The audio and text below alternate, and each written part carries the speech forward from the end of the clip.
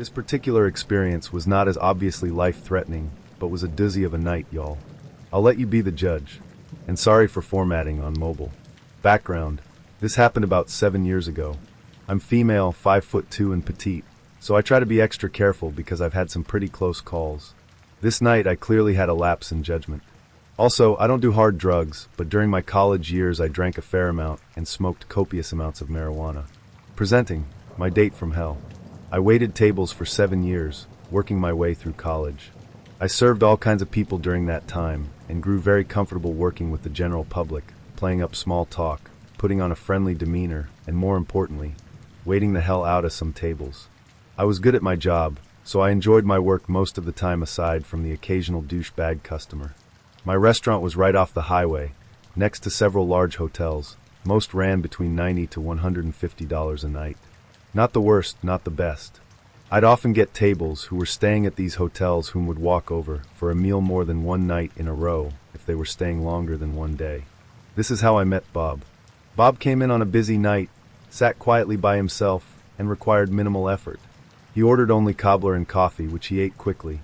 I sent him on his way, to go coffee in hand, with very minimal small talk. I noticed he smiled at me, eyes lingering a bit longer than normal, and immediately knew he was interested in me. Most women know the look.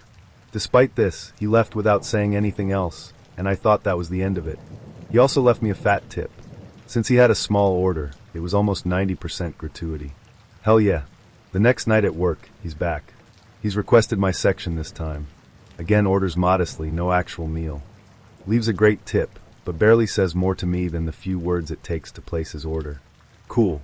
Minimal effort. Maximum reward. I dig it.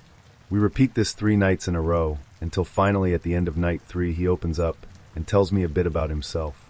He is staying at the hotel next door for his job working on cell phone towers and telephone poles. He will be in the area for several months. He shows me pictures on his phone of him in gear at the top of very high towers, and his story seems to check out. He wraps all this info up by asking for my phone number. I did find him relatively attractive. Not crazy good looking, but he had a nice smile. He was barrel-chested, a big dude, with curly hair that was shaggy but nice. The kinds of curls women pay big money for, I thought. I was a bit lonely at the time, and he seemed normal, so I agreed to give him my number. Over the next few days we made small talk, but nothing substantial. Looking back, aside from his employment, I learned almost nothing about Bob during this conversation period. Nothing that sticks with me anyways. It was all meaningless small talk via TXT. Finally, I agreed to grab a drink with him on 4th of July weekend, and having no prior plans for the holiday, I was excited to have something to do. Usually I would have insisted I meet him somewhere public to protect myself, but I had been interacting with him for over a week, so my guard was dropping. Stupid, right? He suggested we smoke prior to hitting the bar. I liked this idea, and not wanting to go to his hotel room for obvious reasons, I reluctantly agree my place would probably be best since it's closer to downtown. I give him my apt information, my 1-bedroom apartment where I live alone. This was stupid of me. The night arrives and he's punctual. Both of us have some weed. We are very well supplied. It's important to mention, I am also a very experienced smoker and had lots of different methods for us to choose from. Pipes, steamrollers, papers, blunt wraps, ECT. I ask his preferred method, and he says bong. Of course, the one thing I don't have. Mine had recently broken. I tell him so and suggest a blunt or a bowl, but he insists he wants a bong rip. I tell him I don't know where we'd get a bong this late. He insists he knows where and must have a bong rip, so I allow him to ferry me to a shadier gas station in the area, where he purchases not only a large glass bong, but also a grinder and lighter, even though I have us well supplied at the home. We return. He gets his bong hit. I find that whole thing odd, but brush it off and enjoy my buzz. Bob has me roll a joint after several bong hits. I finish and go to light it, and he stops me. Let's smoke that on the way to the bar, he says. I live less than a 10-minute drive from the bars and tell him so. I also tell him that it's a holiday weekend, so cops will be out in full force, and that I think we should just play it safe. He steamrolls my objections and insists everything will be fine, and I'm worrying for nothing. I tell him I'm not comfortable with it, and he just repeats himself. Red flag. Apparently, I have no choice in the matter, so we leave and head to the bars, joint a burnin'. We arrive safely. Bob parks in a very obvious pay-to-park lot. These lots are heavily patrolled by tow companies, but are usually only staffed by an automatic kiosk machine where you can pay. However, since it was a holiday weekend, there was an actual person attendant as well. Bob parks, and we begin to walk toward the bar, making no move toward the machine to pay. I warn him this lot is heavily towed, but he once again steamrolls over my warning and tells me that it'll be fine. FYI, I knew this would not be fine. He would 100% get towed if he didn't pay before we went inside. The parking attendant comes jogging over to us trying to get our attention, as I try unsuccessfully to convince him paying is not optional. But he never stops walking. Finally, the attendant neared us enough to say in our direction, "Hey man, you gotta pay to park or you'll get towed." Without an ounce of humor in his voice, cold, chilling, and completely unlike anything I'd heard come out of his mouth all night, he replied just loudly enough to be heard by the man, "If I get towed, I'll fucking stab you." What the actual fuck? My legs almost give out in shock. My brain clicks that I may be in danger. The parking attendant mutters something about towing and walks off. I decided right then and there that he is definitely not my ride anymore. All bets are off because he just threatened to stab the parking attendant. I needed to ditch him. Somehow.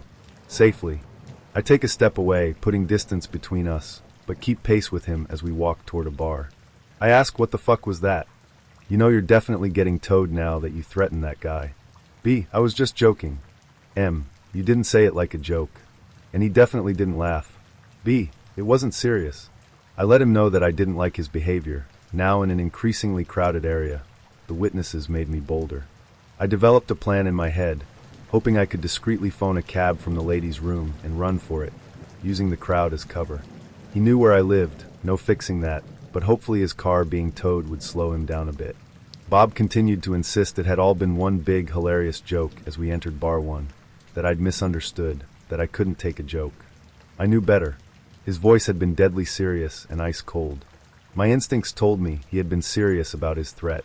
I continued planning my escape in my head while he testified his innocence. I'd need to bide my time till the right moment, so I waited, uncomfortably and suddenly aware of how he'd been acting erratically all night, and I was just now noticing. I feel my gut twist inside me. I was scared now, and I felt like an idiot for brushing off the other warning signs. He clearly wasn't balanced. But if he'd wanted to kill me, you'd think he'd already have done it, right? In the safety of my one-bedroom apt, right? I hung my hopes on this thought. We enter bar 1. It's obvious I'm miffed by the encounter in the parking lot. He never did pay, and Bob seems annoyed by this. Bob puts a card down on the bar and starts a tab. We order drinks. I take mine directly from the bartender and watch it like it's my fucking job. Bob fiddling with his phone when suddenly he grunts in annoyance. Its battery has died. NBD, right? No. He proceeds to tell me that he was in the middle of transferring money between his accounts when his phone died, that he was putting money on the card that the bartender was holding for our tab, but since his battery died before he was finished, there is no money on that card. I immediately offered to pay for the drinks. He could take back his card. I'd pay cash, NBD. Already I just wanted the night to be over. B, there's an ATM in bar 2, right across the street. I can get cash there. I don't want you to pay. We can go to bar 2 really quickly. We don't even have to close out this tab. We will just come right back and pay it. I've been inside bar 2 many times. I am way more comfortable there than in bar number 1. I'm even friends with one of the barbacks, so I'm hoping perhaps he can help me escape my nightmare date as gracefully as possible with minimal risk. I send up a silent prayer he's working tonight and agree wholeheartedly to just dip right on out of their tab unpaid, debit card left behind. He's coming right back to pay anyways, right? We go to bar 2. The ladies' room is right next to the ATM, and as he's using it, I never actually saw if he successfully got cash or not. I excuse myself and slip into the ladies' room. I must be the luckiest chick in the world because my friend Heather, bless her soul, came stumbling out of a stall behind me as I was staring hopelessly into the mirror above the sinks, silently cursing my own stupidity and wishing I anywhere else but in my current predicament. I was saved. Relief washed over me in a wave, and I ran into her arms and hugged her violently, telling her all about my weird date, how he'd been erratic all night and threatened to stab the parking attendant not 30 minutes ago in this creepy voice. And most importantly, how I didn't want him to drive me home anymore, how I just wanted to get away but needed a ride. Heather turned out to be out with her husband and his friends, some of I knew. We made a plan. She'd walk with me to their table, and I'd sit with them. They'd keep an eye on me as I explained to Bob that I wasn't feeling a connection and wanted to finish the rest of the night out with my friends. They'd keep me safe and drive me home later. We planned the whole speech, but I never had to use it. I walked out the bathroom door, and he was gone. I didn't see him again that night, nor did he text me. Heather filled everybody in, and the guys were real sweet about it, putting me in the center seat, so I was obscured from view mostly by passerbys. A sick feeling in my gut tells me he stuck around and watched me join the boys at Heather's table and maybe even sit extra low in my chair. My friends took me all the way to my door that night after the bars, making sure I was safely inside. Abandoned on my coffee table was the glass bong, brand new grinder, and lighter Bob had insisted upon buying, paid probably $60 for, then took maybe 3 hits off. The worst part was when I walked into my bathroom after kicking off my heels, having just got home. I noticed a small glass thing on the side of my bathtub, which I noticed as I sat on the toilet to pee. I picked it up. It was about the size of a tube of lip balm, but fatter and rounder. When I inspected it closely, I found a thimble full of loose white powder on the inside. It seemed to be contained to one side, while the other half was empty and had a hole on top. I examined it closely. I was pretty sure it was Coke, but I'd never seen anything like that little glass contraption before. Realizing Bob had used my bathroom and it had to be his, I freaked out thinking that he'd surely come back for his drugs if he left them behind on accident. He never did though, and I tucked away the glass powder-filled thing out of paranoia deep in my closet, afraid if he did return for it, I'd better have it. After a month, I tossed it. The whole thing baffled me. If he was short on money, why'd he insist on making a special trip to buy something not really needed? Had he ever returned to pay the tab? Did he leave me stranded because I was obviously turned off by his threat? Did he get embarrassed and just leave? He certainly didn't seem like the type, but clearly I made a misjudgment about him somewhere. Was he just impossibly and coked out dude? Like, what the hell was that? I'd love to hear your thoughts on this because it's baffled me for years. Bob went radio silent for a month, then texted, "Hey," 3 times in 1 week. I didn't respond. The next week he showed up at my work, requesting my section again. I was shocked to see him, and he'd spotted me already, so I decided to speak to him at least, but give the table away to another server. He acted as if nothing ever happened. Asked me why I didn't respond to his texts. I told him I was busy. He said he'd like to hang out again. I said I didn't think so. He asked why not. Me, you left me at bar number 2. B, that's not exactly what happened. Me, well, regardless, you were my ride. You knew that. You didn't try texting or calling me, and you've got my number. You were gone when I came out of the bathroom, but luckily I found some friends, so it didn't matter. I walked away at that point and let someone else get him his cobbler. He didn't try to contradict my statement that he'd left me stranded at the bar, at the very least, nor did he mention the cocaine he'd left in my bathroom. Bob continued to text me occasionally for the next 3 years. Every 3 to 6 months or so, a one-word TXT came through. "Hey, testing the waters." I never answered. I keep his number saved in my phone so I don't accidentally answer a text to this very day, just in case, should he ever try again. I was never really up for going out. I'm more of a stay-at-home with a pizza and scary movie type guy. However, I've been feeling so lonely lately.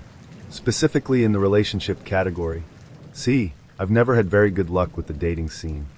Most people nowadays want to use dating apps anyway.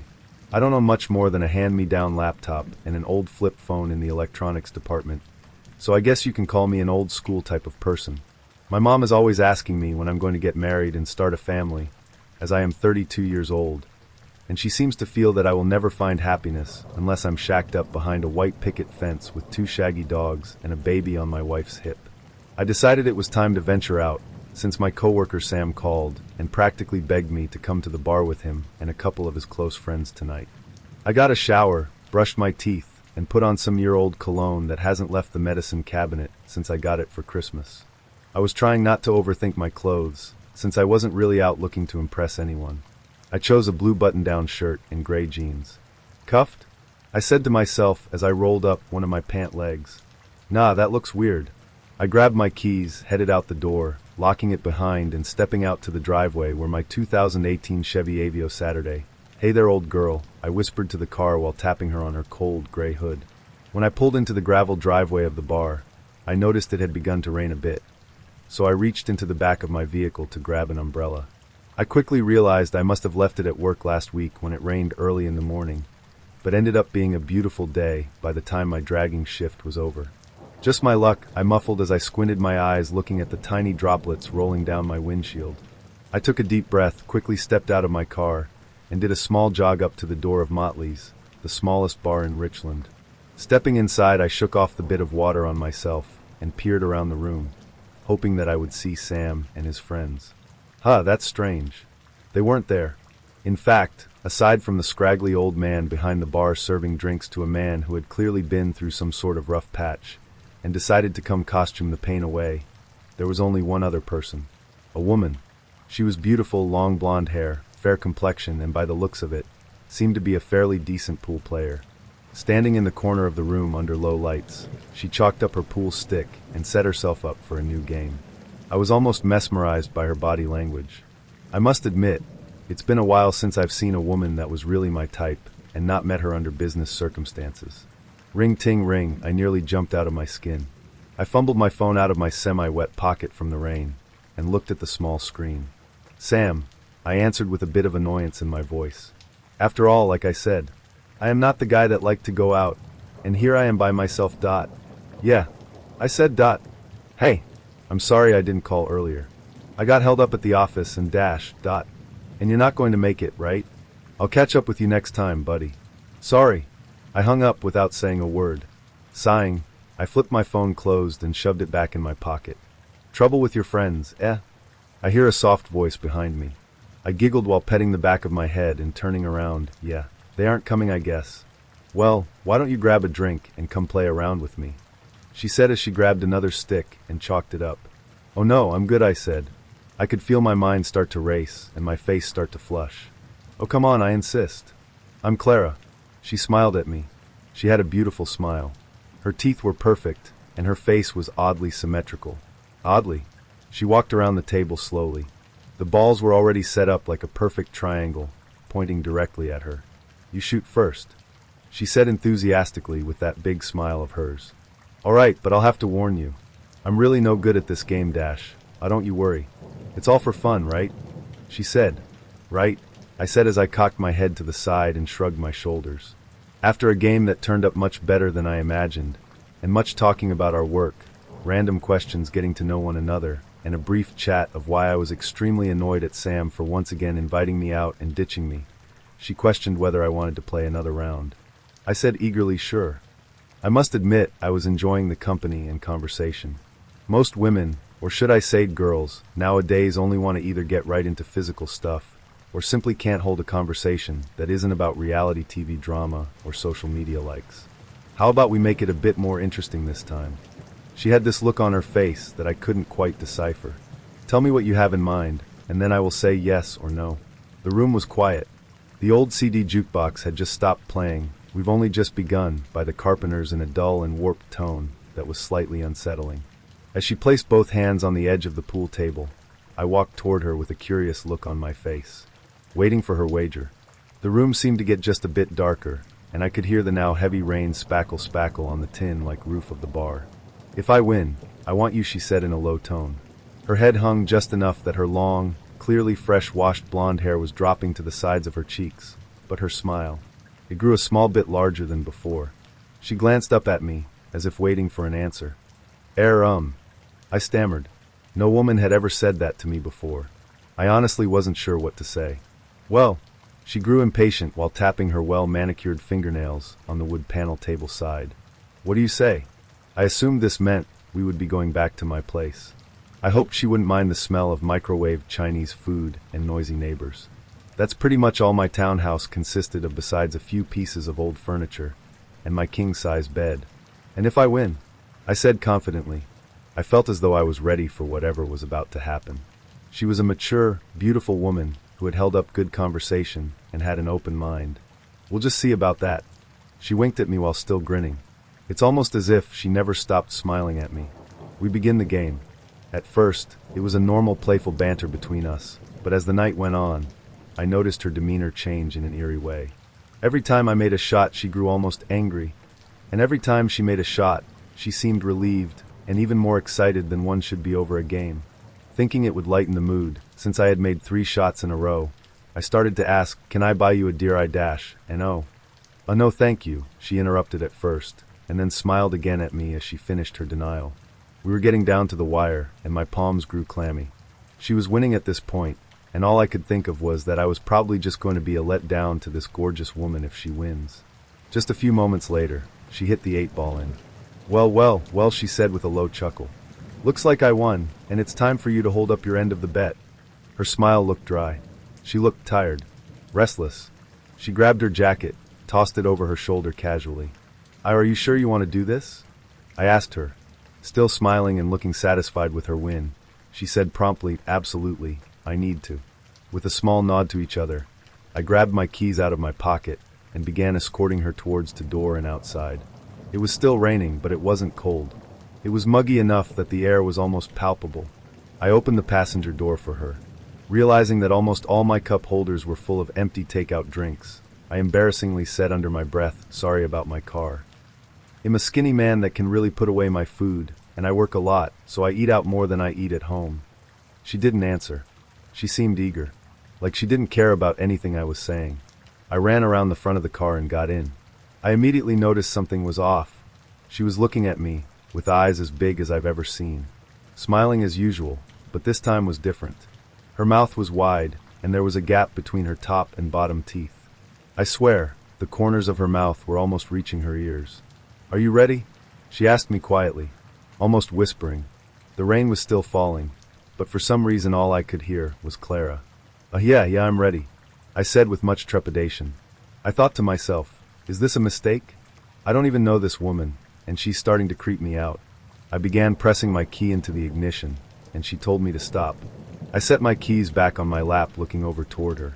Looking around her wide eyes and bigger than ever smile, I noticed the windows around her were all foggy, as if she was burning up with a fever and the car was freezing. She was radiating an unnatural heat. My eyes came back into focus. That's when I realized she was drooling. Her hair looked a bit less kept now, more stringy and scraggly. She was breathing heavily. "Do you need water?" I asked in a concerned tone. Only her mouth moved. In a guttural tone she whined. "I need you, Jacob. I never told you my name," I shuddered. At this point I felt nothing but sheer panic. Her eyes started looking me up and down slowly, and her drool began to turn a reddish brown. Like old blood. She was still giving off an incredible heat that was starting to move into the rest of the car. I felt trapped. I couldn't move, I was so terrified. I looked down at her once manicured nails in the bar to notice claw-like fingers that had no actual nails on them. They were just sharp skin needles. They were tapping on her legs. "I must have you," she mouthed. Her arms were locked, stretched out and stiff, and her head had become hunched over. It's almost like her neck was reaching for my flesh. I heard a rapid bang bang bang on my car window, and I screamed louder than I have ever before and flung my car door open. "What are you kids doing in here?" It was the old man bartender. He must have been making sure he wasn't having any funny business in his parking lot, since the whole car was fogged up from Clara's body heat. "Oh, sorry, I didn't realize you were alone. Have a good night." I rapidly swung my head around, confused at why he wasn't running away at the sight of this monster sitting next to me. She was gone. It was just me and my no longer transparent windows. That is the only evidence of her there was other than a small drop of her spit on my gear shifter. Believe me, I checked. I wasn't leaving until I knew that this woman, this thing, wasn't with me anymore. I took an old rag out of the back seat and wiped off the windows, turned on my car and drove back home. I still think she's coming for me, for my end of the deal. I see her smile in the moon. I see her silhouetted in shadows and highlights as the lamp in my room casts onto my empty walls in the late nights. I will never go to that bar again. I never want to leave my house again. But believe me, I don't think these walls are stopping Clara from finding me again. A few years ago, my boyfriend and best friend of 4 years had just dumped me. I was using this website, Meet Me, to meet people in my area while I was in college. My profile clearly stated that I was not explicitly looking for anyone to date, just wanted to meet new people. I had just been dumped, so I was really trying to put myself out there, and I'm not really the type to go out. In my area, there is a giant dance-a-thon that my university did every year to raise money for a children's hospital. I had someone message me and ask if I had heard of it. I told him my dance team usually performed at it every year. He told me he was actually one of the children that was supported by the event when he was younger. I thought that was really cool, so I asked him a little about his experience with that and genuinely thought it was interesting. After a while, that conversation was kind of dead, and I didn't really have much else to say, plus it was getting late, and I kind of wanted to go to bed. I told him so, and after about 10 minutes of laying in my bed trying to sleep, I got another notification. I glanced at it real fast, and this dude had honestly sent me a novel. After this event, I swiftly deleted the account, so unfortunately I don't have access to the exact messages, so I'm going to do my best to remember. The first one went a little something like, "Look, I will be honest, I really want to keep talking to you. In fact, I'd actually really like to take you on a date sometime. You seem like a really nice girl, and very sweet and interesting. I think we would get along extremely well. I am kind of alone in this word." Insert long-winded commentary about his loneliness here. He also did not use any punctuation, so it took me a long time to dissect this. I responded and told him I wasn't interested. He was about 7 years older than me, I was 20 at the time, and tried to say goodnight again. Then he responded with another novel, along the lines of, "I don't think you understand. You are perfect for me. You were made for me. I'm sure of it. God speaks to me, you know. God wants us to be together, and we will be. One day you will be mine." I'm trying to be polite because he was so nice earlier, and I guess I'm naive. I don't totally know, but I kept responding, trying to let him down easy. Here are some more highlights. Maybe not today, maybe not tomorrow. But God has decided this. Who are we to deny him of his plan? Someday in the future, we will end up together. You will realize it soon. We're going to have 3 children. I know their names. 2 boys, 1 girl. God spoke their names to me. I wrote them down when I was 7 years old, and I still have the paper. Do you know how I know you're going to be my wife? Because I wrote your name down with it. You will be my wife. Don't make a mistake. God is talking to me now. He's saying your name to me. I can't let you leave. At that point, I blocked and reported him, noped the hell off the site, and went to bed all creeped out. Morning came and he had found me on Facebook, and he was going on and on and on, starting with comments along the lines of, "Where did you go? How could you do this to me? You're denying your fate." He did it all night. I freaked out, told him to leave me alone pretty aggressively, and blocked him. I deleted all of the social media apps off my phone for the next few days. I asked my roommates to stay at home with me. They agreed after I told them what happened. I was actually genuinely afraid this dude was going to come find me. I mean, he was local and I had made nice conversation by telling him my major and some clubs I was in. He could have showed up anywhere, but thankfully he didn't, and that was the end of that. I'm a young 20s, gay man with a high sex drive. As such, I frequent Grindr, Scruff, etc., looking for opportunities to, get fucked in the ass. I have a thing for older men too. I don't really care how old as long as they don't look like my grandpa. I live in a big city, but even so, Grindr and Scruff can be pretty dry some days. A lot of the guys I'm into aren't attracted to me cause I'm a lot younger. I'm also not white or muscly, so I don't get an abundance of attention on those apps in general. On those dry days, the wise thing to do would be to nut quietly by myself and go to sleep peacefully. But like any other 20-something man, sometimes my second head takes over and decides that sex tonight is a life necessity. I don't always meet someone in public first, but I'm pretty good at hooking up safe. I have a checklist of things that I will send one of my best friends every time I'm meeting someone. Screenshot of the online profile, all face pictures they gave me, a first name, their phone number if I have it, social media profiles if I have them, where we're meeting. I'll text them regular updates when I'm on the way over, when I've made it over, and whether or not the guy is the guy in the pictures. If we ever move locations, I text them an exact address/app/room number immediately, or turn my location sharing on. Once it looks like the dirty is about to start, I'll let them know a time by which I'll text that I'm safe. And my friends are pretty awesome, so they look out for me. One thing to note, if a guy offers me a drink while I'm with them, I make sure it's in a sealed can or bottle, or they let me watch while they pour. Most people are actually very conscious and deliberate about this nowadays. It's nice. A couple months ago, I figured I'd start proactively casting a wider net for those nights that the apps are dry. I joined this site online specifically catered to the gay older/younger crowd, very early internet days/retro in terms of UI. Eventually I get a message from this guy. He sends me a kind of low residential picture of him in oversized glasses and a sweater/button-down combo. I read his profile and he's 71, enough for me to think that's old. And I can't quite tell if I'm attracted to him from the first photo. I message back asking for a second, and good sign. He sends one over without fuss. Again, a bit low residential but without the glasses. And I think, yeah, okay, maybe. His profile says something about how he's from the UK, and he's quite tall, so I figure British accent tall daddy. It'll be novel at least. Reading further on, he prattles on about how he likes meeting people who are strong-willed and breaking them down to be completely submissive to him. Sounds hot. We exchange phone numbers and text on WhatsApp a bit. He seems a bit arrogant. He starts telling me people often say he looks like a movie star. He looks way better in real life. Apparently he chooses poor pictures intentionally, so people get pleasantly surprised when they meet. And is telling me how he can tell that I'm smart by the way I text or something. Heard it all before, but I have a bit of a high tolerance for this brand of old man bullshit posturing at this point.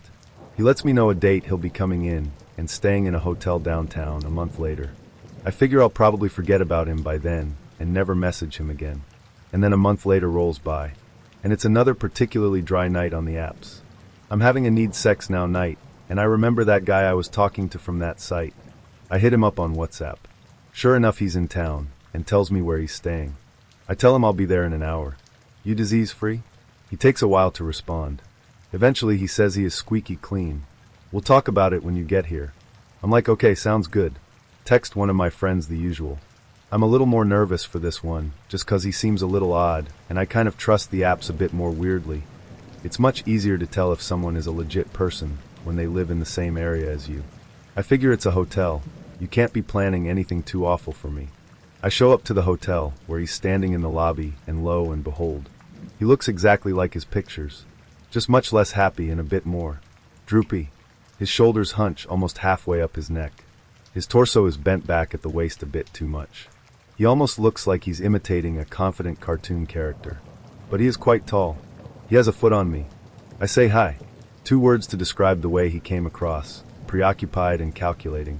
His eyes seemed to shift everywhere constantly, and when they landed on mine they were freakishly piercing. I don't remember if he said hi back, but the first thing he starts talking about is how that family over to the right is hiding some great unhappiness and will never be happy with themselves. I ask, why do you say that? He says it's because they are giving so much attention to the kid and aren't talking to each other. I look over. Looks like a regular sister, little brother, and mom tired from the day of vacationing, waiting for their dad to finish up sorting something out at reception. By the way, he has a very strong American accent. Bummer. We walk to the elevators. The second thing he says to me is that I breathe from my lungs when I sleep and don't let my breath drop into my belly. I have some classical training as a performer, so I have a decent understanding of basic functions like that. Decent enough to try to forward the conversation with the absent-minded reply, no, I breathe low. Eyes lock on mine. A brief pause. Only a subtle change in tone. You want to know how I know that? I look at the way your lower jaw rests now. It kind of has this unsightly protrusion from the bottom of the skull where it should be resting. That probably happens overnight, when you start breathing from your chest, which makes that fat tongue of yours press up against your bottom teeth and deforms it. No. I'm pretty sure I breathe low. When I sleep. Okay, no need to get defensive. I'm happy to be proven wrong. I've never experienced this level of agitation from anyone within the first 2 minutes of meeting them. I have been in emotionally manipulative relationships before, so the feeling was familiar. And weirdly intense for a first meeting. My brain kind of goes on autopilot polite hookup mode, and I figure maybe it'll be okay once we stop talking. He continues posturing as we ride up the elevator. He loves psychology and predicting how humans act apparently. We get off on his floor and approach his room. I quickly fire off the suite number plus, he's a little odd, in a text to my friend. As he taps his keycard, he glances at me over his shoulder. You don't need to text someone my room number, you know. Okay, well I just did. I'm a very trustworthy person. You have to trust me. Okay, I just do that with everyone I meet. The room is fairly normal, nothing too weird. His stuff is piled in a corner a bit haphazardly. Bed is made, lights are all on, normal hotel room. I see an open wine bottle on the desk. A glass of Coke and a glass of white wine are pre-poured. I take off my jacket and sit on the edge of the bed. He sits on the desk chair, starts quizzing me. Do you do this a lot? You asked if I was disease-free. What are you expecting to happen here? Because I am a squeaky clean guy, I don't have sex with people unless I am in a relationship with them. The reason I ask is people who do this a lot tend to be quite dirty and slutty, and eventually it catches up to them. Listen, I can tell you're a smart guy. I can tell you're a strong-willed person. What I really like is when a strong-willed person like you becomes completely submissive to me. I like breaking them. At this point, I realize he's not going to stop talking, and feel like it might be a good idea to leave before having my pants down around him. But I feel frozen, on the verge of tears even. He is making me feel small, like a child. I see him smile a little. He likes it. I am sufficiently creeped out. Look, I don't really think we're a match here, so I'm gonna go. Okay, you're feeling unsafe. No, I'm not. I just don't think we're on the same page. Let me know what I can do to make you feel safe. How about you have a drink? No thanks. Diet Coke or wine? I look at the pre-poured drinks on the desk. I get a gut feeling that I should not drink them. I stand up. No, I'm really fine, thank you. I quickly get my jacket on and jump into a polite, nice to meet you, take care, bye. On my way out the door, he give me wrong directions to get down to the subway from the hotel. Tells me smart people take that route, stupid people take the long way.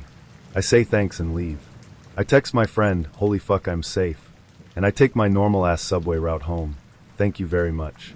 I pledge to stop letting my dick think for me. Young Harrison Ford, let's not meet again. March 2021 update for those concerned. I wanted to clarify that this has not been my normal experience at all on dating apps. I've met up with at least 100 partners by this point, and this was the worst experience by far. This isn't representative of what it's like if you use dating apps carefully and use your head. That being said, I've been dealing with mental health stuff and have grown a lot as a person since this experience. I feel like I am a lot more confident now, and I would never get this deep into this kind of situation again. Young gays/trans/NBS. Stay safe, y'all. Know your worth. Do not settle for bad dick. You are your own validation, not another person, no matter how horny you are. And yes, I really mean no matter how horny you are. I was about 13 when my family went on our annual trip to Poland to visit family. My mother and father both come from a small rural village about 2 to 3 hours away from Warsaw. It's an idyllic little place that is surrounded by lush forest and wheat fields. Life is different there. Everyone is very carefree and relaxed.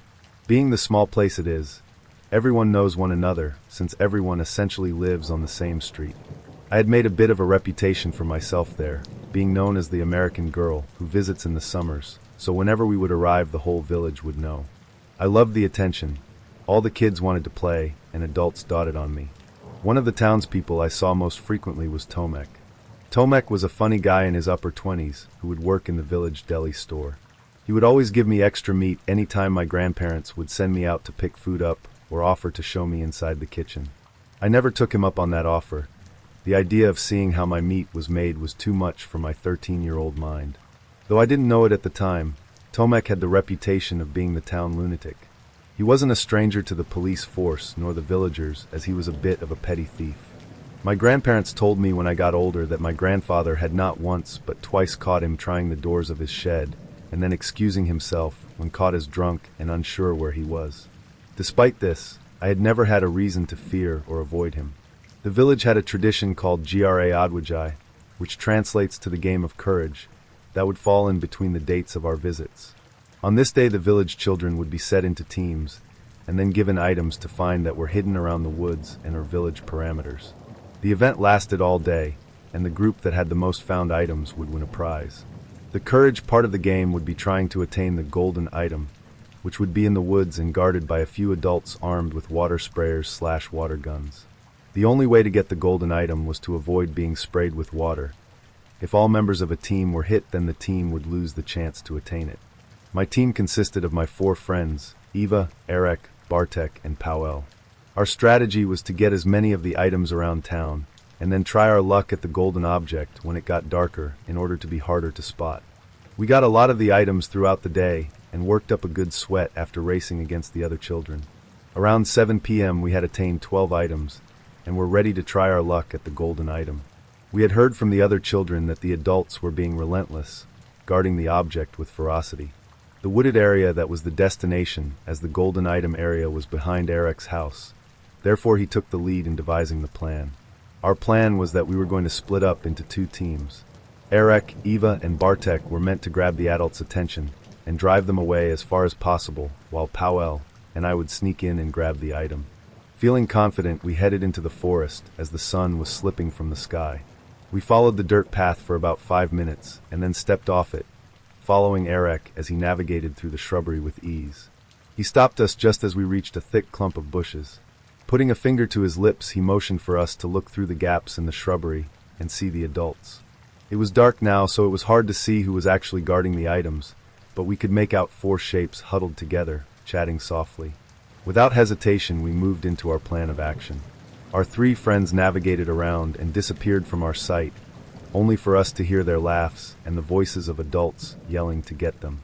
Powell and I watched as the adults raced after our friends, all abandoning the area they had stood around.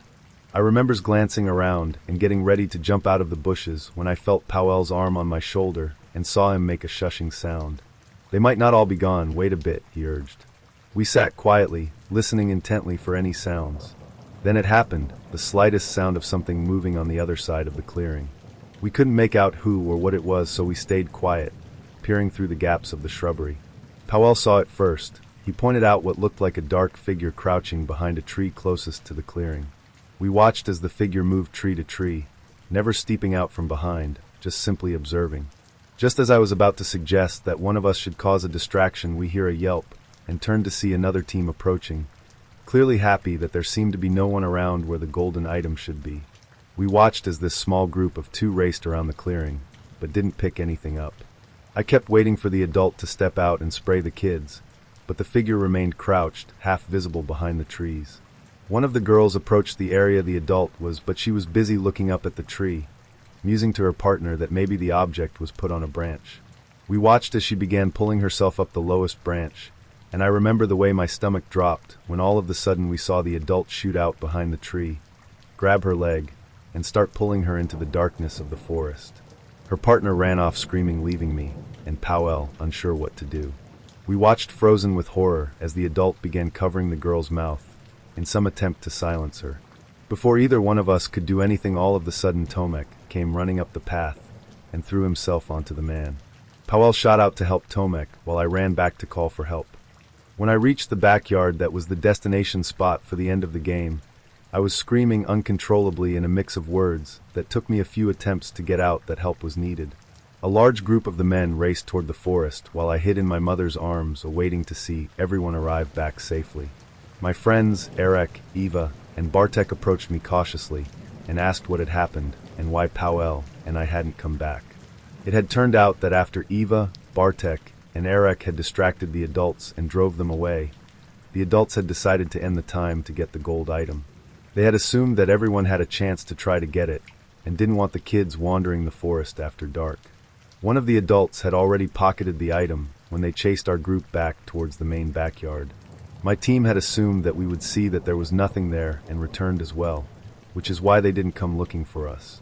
As I retold what happened, everyone in the backyard listened to me with wide eyes.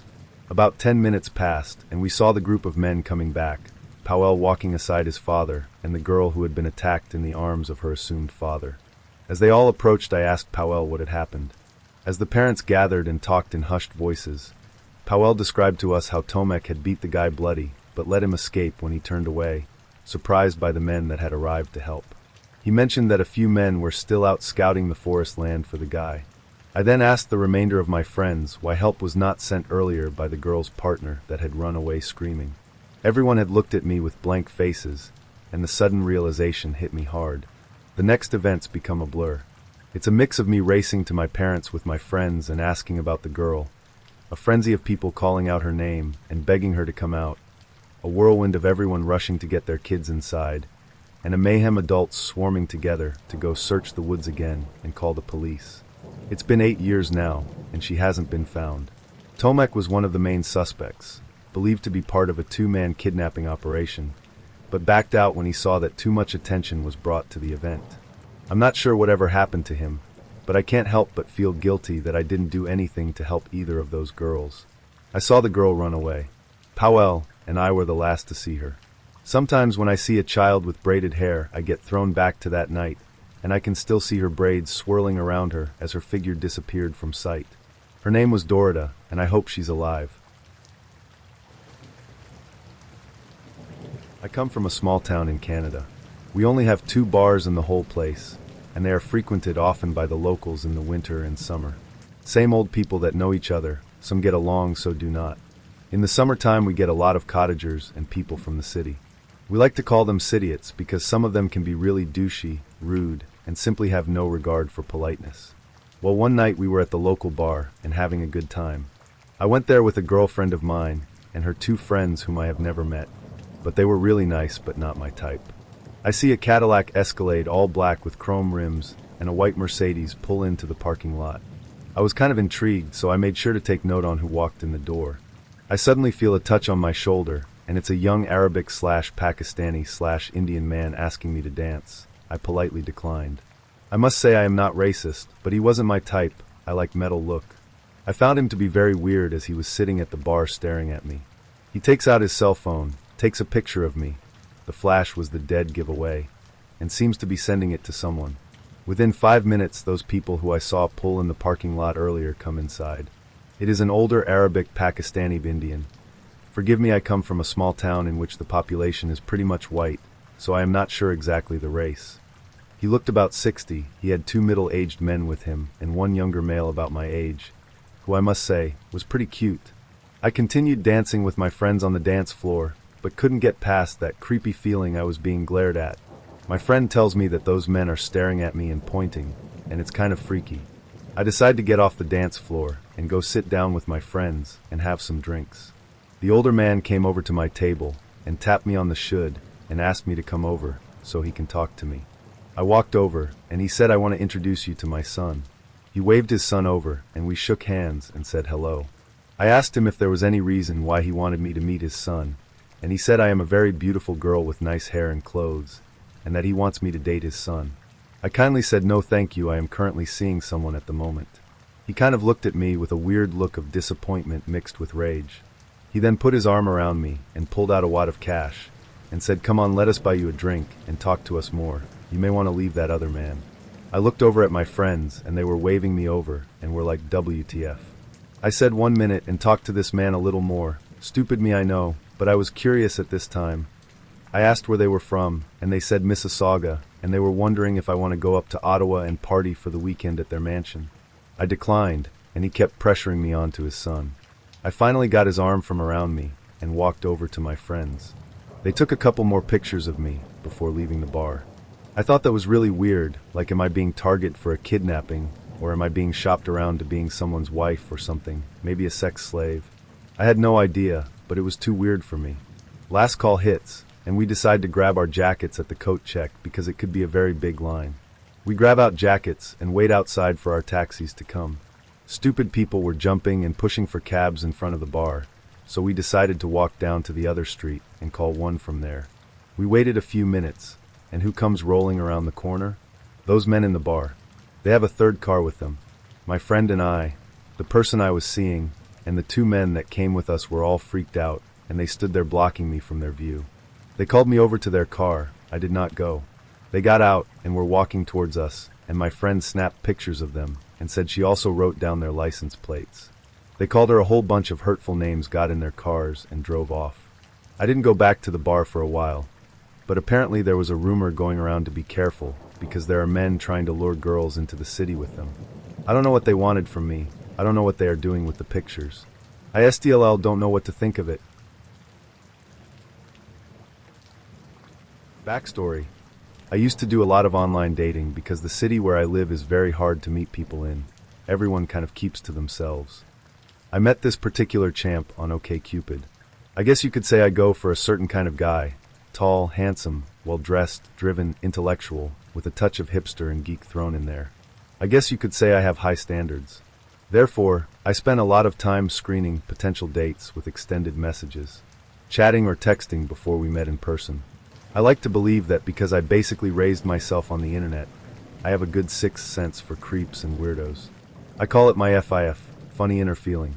George was everything I seemed to be looking for. He rocked a pompadour and a 6 o'clock shadow with the ease of Ryan Gosling. His profile was rife with eloquent language, and his messages to me were flowery and deep. We touched upon philosophy, literature, and fantastic music, and I was quickly smitten. We started texting, and our texts were similarly full of excellent vocabulary and unique conversation topics. One chilly fall night, I went out with some of my friends to an independent hip-hop night, and I drank more whiskey sours than I care to admit. While sober Walnut Whale may not have been so reckless, tipsy Walnut Whale felt like texting George at 1 a.m. asking him if he wanted to meet up for pizza felt like a good idea. After all, spontaneity generally leads to good things and excellent adventures, right? I walked into the pizza place and saw George sitting amidst all the empty tables awaiting me. He was even more beautiful than in his photographs, and my heart skipped a beat. Our conversation rambled and weaved itself for hours. We had an excellent rapport, and I felt entirely at ease with this man. That's when at around 5 a.m., he offered to take me to his house to watch a movie he had made. I was not alarmed. However, I very firmly told him I would be happy to accompany him home, but I was not the sort of woman who fucks on the first date. With a smile that dented his dimples, he told me he respected that and linked his hand with mine. We practically skipped to his home, still babbling wildly at one another. I was so full of excitement, I felt that we had a real, tangible connection. When we reached his abode, I became even more impressed. He lived in the basement of a massive old mansion. He had 5 roommates, all women and all professional artists. As we tiptoed downstairs to his lair, I was assaulted on all sides by good taste, and that only continued as we hit his cave.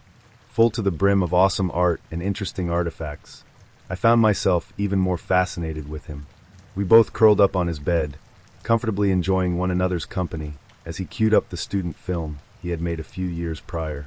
It was some sort of 3D mess of colors and lines set to Brian Eno, but truth be told we weren't paying much attention to it. George stared at me, and then he went in for the first kiss. And when he pulled away, he had changed. His mellow, happy attitude had intensified, but not in a sexy way. His eyes had turned stony, his features had sharpened, and his grip on me tightened. "I'm James Bond, you know." I giggled nervously. Suddenly all my alarm bells were going off at once. "I'm sorry, I've never seen the movies." His eyes narrowed as he regarded me. "What I'm saying is, don't get too close. Don't get close at all." "What?" We had been having such a great time. I was incredibly confused with this sudden Jekyll and Hyde personality switch. "Let's, watch your movie." Attempting to back out of the situation gracefully, and thinking perhaps he just showed nervousness strangely, I inched slightly away from him and leaned back, trying to appear nonchalant as I fixed my eyes to the TV screen. In reality, I was on alert, every nerve in my body ready for flight. I'm a big girl, not fat, just tall and Amazonian.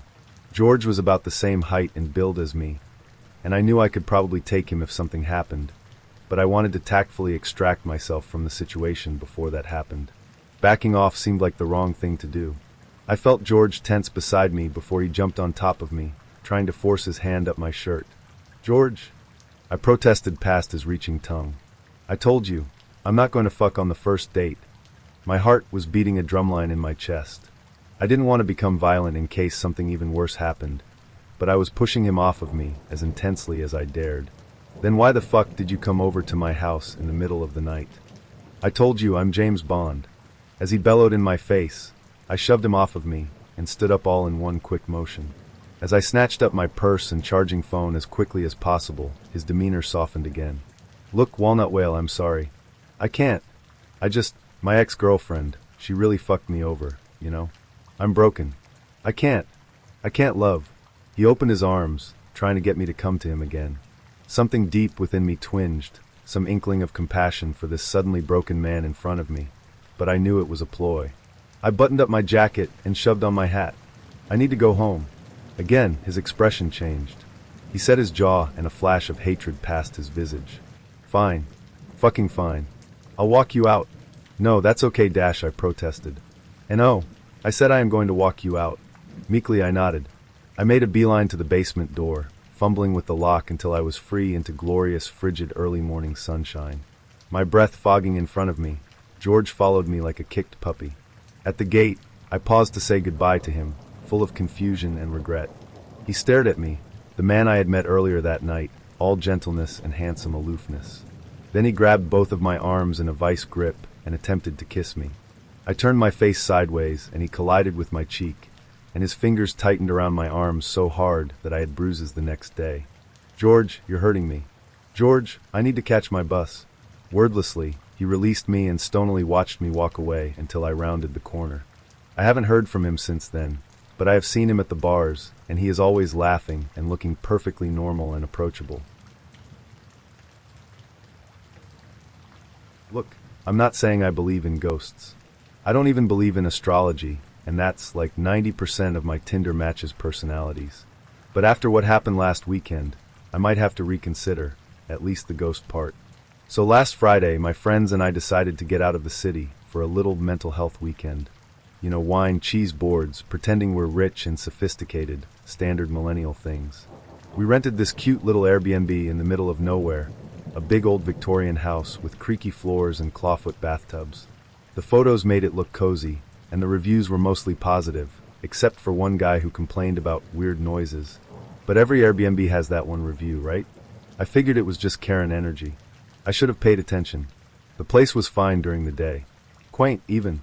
We spent the afternoon drinking too much rose and taking Instagram photos of the house's weird antique furniture. There was a rocking chair in the corner of the living room that looked like it had seen some shit. But hey, it added to the vibe. Things didn't get weird until later that night. It started around 11 p.m., when we were all in the living room playing some dumb card game.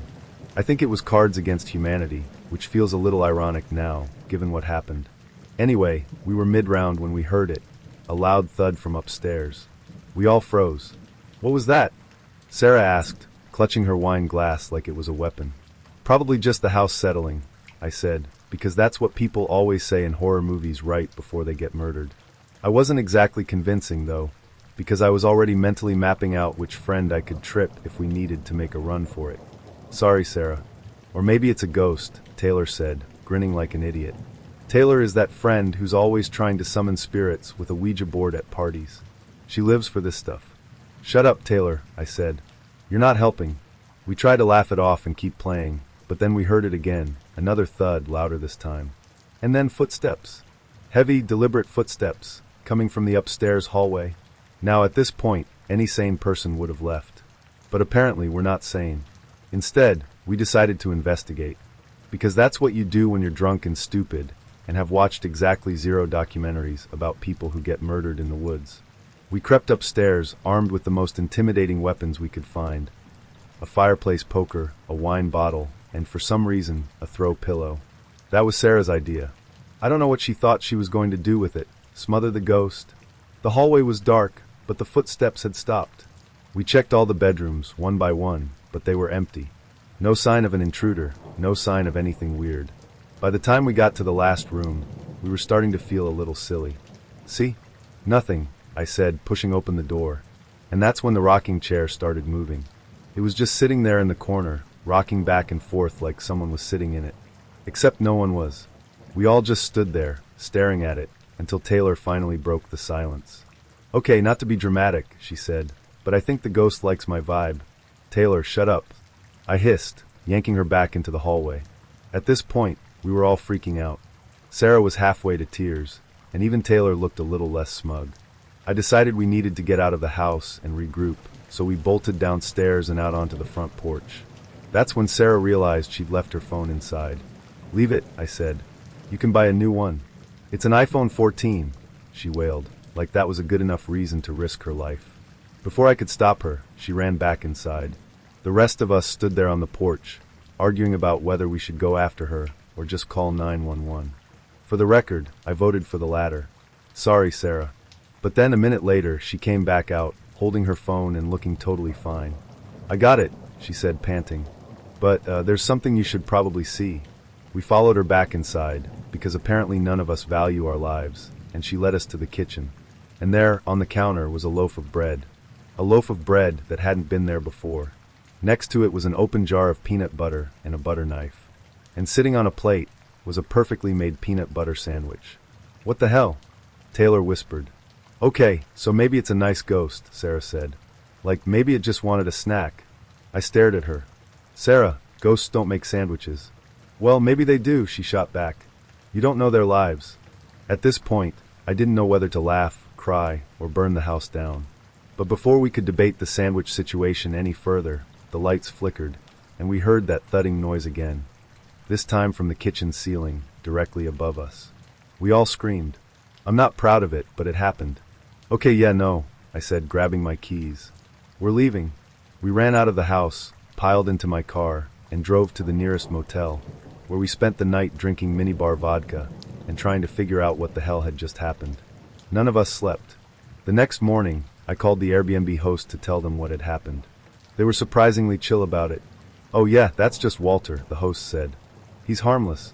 Walter, I repeated, thinking maybe I'd misheard. The ghost, they explained. The house is haunted, but it's nothing to worry about. Walter just likes to mess with people sometimes. Did he make you a sandwich? He does that when he likes you. On CL they have that strictly platonic section, and I was looking to make some friends. This girl replied to a post I made, and it turned out we lived in the same neighborhood and had stuff in common. I don't know why, but I invited her over to hang out and smoke. She comes over and looks pretty cool, lots of tattoos, clothes from Urban Outfitters, until I notice when she sits on my couch that she's got fresh, semi-bleeding cuts on her thighs. I ignore it, and we start talking. Her phone is constantly getting texts, and she's answering them every time. This is important. So we talk, and story one, she tells me she's in a long-distance relationship. Her BF has schizoaffective disorder, a mix of schizophrenia and bipolar, and has gone off his meds. He has been threatening her all day. Oh, and BTW, she also suffers from schizoaffective disorder, but don't worry, she takes her meds. Story 2, we start talking about my studies. I'm in women's studies. And when reproductive stuff comes up, she stops me and says this stuff is a trigger as she was raped last year and isn't dealing with it very well. This is why I cut, she says as she points to the fresh cuts on her thighs. Story 3, she was homeless, living in LA, and got into a van when the guy locked her and a friend in and tried to rape them. I pulled a knife on that motherfucker and would have killed him, but he let us out eventually.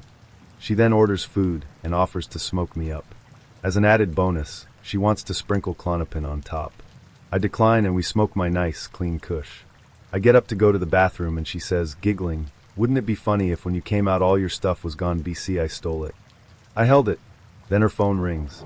She starts yelling at the person on the phone. She hangs up and apologizes, explaining her mom is coming to get her. BC. She just got released from the mental ward 2 days ago and is on suicide watch. She has curfew. She thanks me and leaves. This all happened within an hour and a half. Best story I have. Lady was crazy. I have this close friend, Jack, who relayed to me a pretty terrifying tale of something that happened to his friend a long time ago. My mentor, Jack, is now a retired former HR community college guy in his mid-60s. 30 years ago, however, Jack was working as a bartender in a bar in Portland's gay community. That's how Jack met Randy. Randy was a good-looking, well-spoken customer in his mid-20s. Pretty attractive 80s preppy type. Randy lived close to Jack, and the two went on a couple of dates for a few weeks. Randy was relatively new to Portland, having moved there a few years ago after his parents in small-town Connecticut flipped out about him being gay and tried to commit him to an institution. They were dating casually, but Jack was shocked when he discovered that this clean-shaven college graduate was working the streets of Portland as a hustler. You see, while we think of Portland as being a hipster haven now, back in the 1980s, there were a lot of seedy elements to the town, and that included the gay underground prostitution scene. The revelation about Randy's career happened this way. Randy called Jack one night and asked him if he could come over. He showed up at Jack's apartment, pretty upset. Randy confessed to Jack that he was a prostitute, and then relayed a wild tale about something that had happened to him the night before with a client.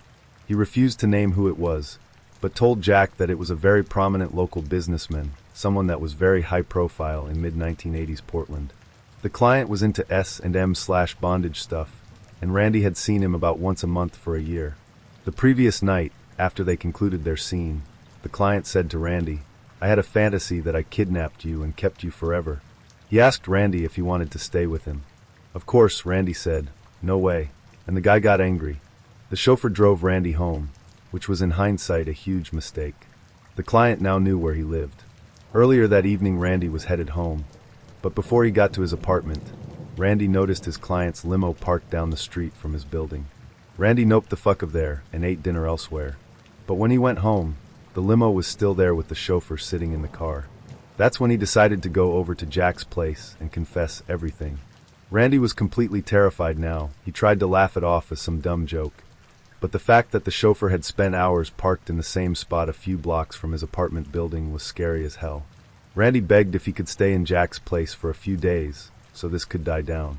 Even though Jack was totally surprised and pretty confused about all this, he let him stay at his place until a few days later Randy called him at work and told Jack he'd decided to go back to his apartment. Randy said he'd call Jack later in the week about a movie they were planning to see that weekend. Jack never heard from him again. When Jack went to his apartment building a few days later to check on Randy, the building manager said that Randy had moved out. After that, there wasn't much Jack could do. Randy didn't tell him who the guy was, and he didn't know much about Randy's background except for some vague idea of where he came from. And this was, again, the 1980s. Policemen were not going to make a big deal about some male prostitute that went missing. Jack kept hoping that he'd get a call from Randy at some exotic locale. But as days turned into weeks, turned into years, turned into a quarter century, he stopped expecting that call. Hopefully, Randy just skipped town. Maybe he ran all the back to Connecticut, found some sympathetic family member who helped get him on his feet, and he's put all of this behind him, and he's just some regular 50-something guy now with a regular career and regular concerns.